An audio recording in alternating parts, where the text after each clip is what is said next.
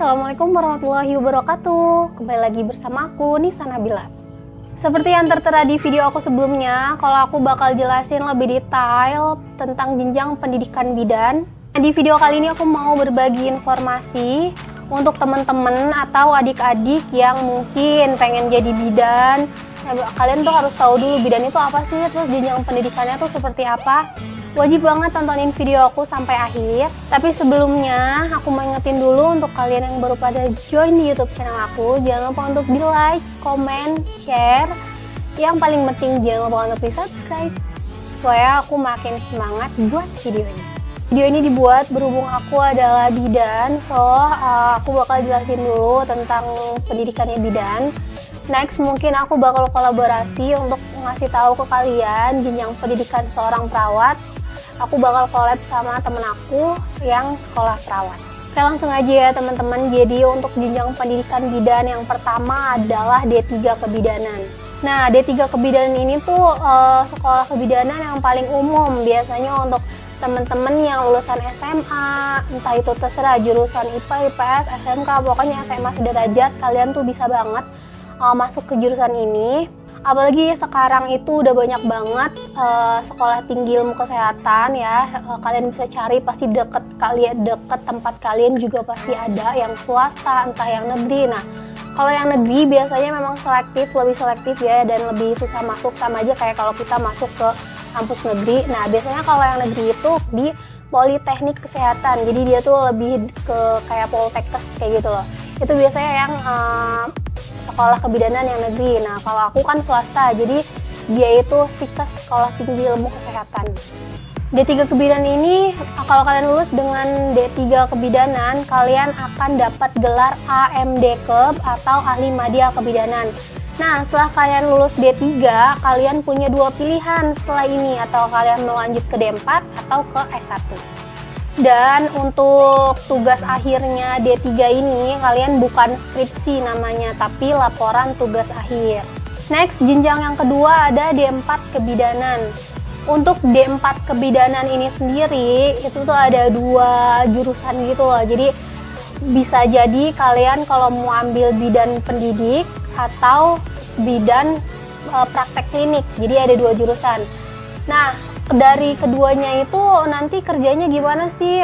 Kayak aku bakal jelasin. Jadi kalau untuk D4 bidan pendidik biasanya dia lebih ke jadi dosen atau jadi pembimbing laboratorium, dia yang berhubungan dengan mendidik mahasiswa kebidanan. Kalau D4 bidan klinik biasanya itu lebih ke prakteknya. Jadi nanti kalian diperlancar lagi keterampilan prakteknya dan lebih spesifikasi sih. Jadi kayak kalian akan menangani tindakan-tindakan kegawat daruratan di kebidanan gitu. Jadi lebih ke prakteknya ya. Nah, untuk lulusan D4 kebidanan ini akan mendapat gelar sarjana terapan. Kalau untuk bidan pendidik hanya STR, sarjana terapan. Tapi kalau mau ngambil D4 bidan kliniknya, biasanya dia lulusnya STR-Keb atau sarjana terapan kebidanan. Kalau dari SMA langsung D4 bisa nggak sih? Jadi nggak bisa, kalian harus ambil D3 dulu lanjut D4, atau kalau memang kalian dari SMA nggak mau D3 dulu langsung ke S1.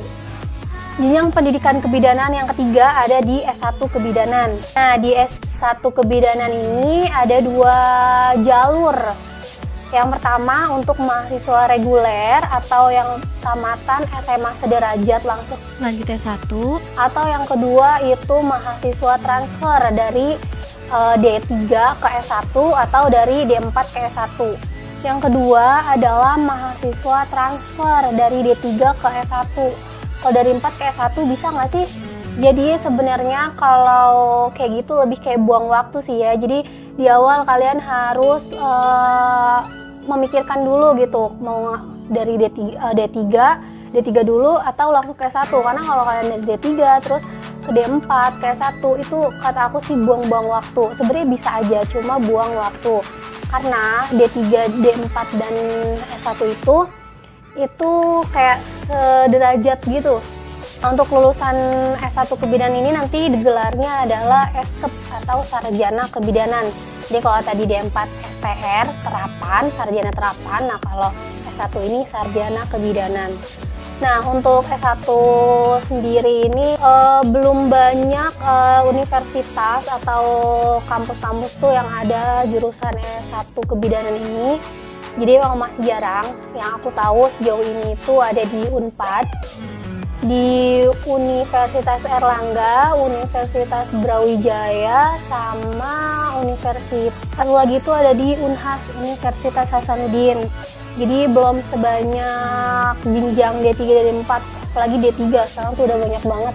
Kalian pasti gampang banget deh mau milih, terserah pilih aja. Tapi lebih baik tips dari aku, kalau kalian mau masuk swasta, lebih baik kalian yang akreditasinya bagus gitu ya, B ke atas gitu, jangan yang B ke bawah, karena itu berpengaruh juga untuk nanti kalian dapetin peluang kerja. Next, jenjang pendidikan yang terakhir, ini yang tertinggi ya, itu ada di S2 Kebidanan. Jadi untuk saat ini jenjang pendidikan kebidanan di Indonesia yang paling tinggi ini baru di S2, jadi belum ada lagi S4. Nah, kalau tadi S1 itu untuk sampai ke lulus ya, sertifikasinya dia kalau D3 kan tadi laporan tugas akhir. Nah kalau S1 ini skripsi. Nah kalau S2 ini dia nanti menyusun tesis. Pengen banget gitu ya sampai S2. Doain ya guys. Lulusan S2 ini mendapat gelarnya itu MKep atau Magister Kebidanan. Sama seperti S1 kebidanan ini, S2 kebidanan itu kalau yang negeri masih jarang, swasta juga kayaknya belum ada sih. Jadi S2 kebidanan ini baru buka di beberapa universitas ternama aja, sama dengan S1 tadi yang aku tahu paling kayak di Unpad, di Unair, sama di satu lagi itu di Universitas Andalas, daerah mana ya, Sumatera ya kalau nggak salah. Jadi itu tadi mungkin beberapa informasi inti yang bisa aku sampaikan. Sekali lagi, video aku ini dibuat untuk tempat sharing, berbagi informasi. Jadi untuk teman-teman yang mau sharing atau mungkin mau saling berbagi informasi sama teman-teman yang nonton video Nisa juga, boleh komen aja di video aku di bawah ini. Next aku bakal jelasin tentang lebih spesifik ya, pendidikan tentang keperawatan, jenjangnya apa aja sampai jenjang tertinggi.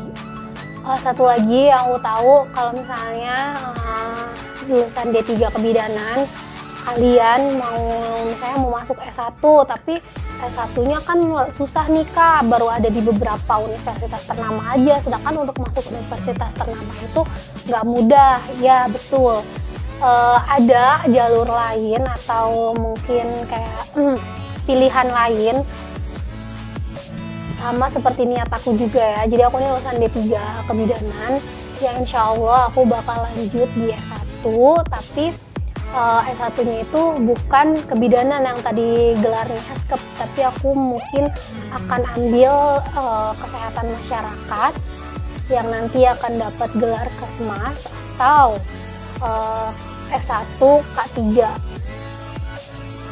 Emang boleh ya Kak? Itu kan maksudnya nggak sejurusan, bisa, karena itu masih di jurusan kesehatan. Cuma untuk peluang kerjanya aku kasih tahu, kalau untuk kesehatan masyarakat dia lebih ke jadi di puskesmas, mengurus kayak apa ya, kesehatan di suatu desa gitu sih. Tapi mungkin di rumah sakit ada, tergantung. Kalau masalah kerja kadang lulusan apa jadi apa kita nggak ini sih ya, nggak bisa memastikan gitu. Jadi kalau kerja kadang lulusan guru kerjanya apa gitu kan, kerjanya di bank atau apa.